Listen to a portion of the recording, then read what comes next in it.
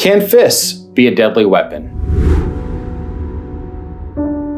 In Texas, anything can be a deadly weapon. If something in its use or intended use could be deadly, then that can be considered a deadly weapon. So the more training a person has, the more experience a person has in using their hands as weapons, the more likely a case could get filed as a deadly weapon. But understand, it doesn't require any sort of specialized training for hands to be considered a deadly weapon. For example, I had a case filed. An everyday normal citizen was charged with aggravated assault with a deadly weapon. The deadly weapon was alleged to be his hands. But the reason they alleged his hands to be a deadly weapon is the alleged victim was a 70-year-old man. And under that circumstance, there was an allegation that his hands could have been deadly to that 70-year-old man. So it's not always a person's training or experience that makes their hands a deadly weapon. It is very much fact specific, but there's certainly nothing under Texas law that says you can't allege hands or fists to be a deadly weapon. If you do possess a higher degree of proficiency in using your hands or your fists, or you have a high level of training, then you need to be aware that it is more likely that a prosecutor could allege that your hands are a deadly weapon. So if you have specialized training or experience, including military experience, you want to be careful about when you use your hands. Additionally, remember, it's not just about your training, it's also who the alleged victim is going to be. So think twice before you try to counter the force being used against you with what could be considered deadly force.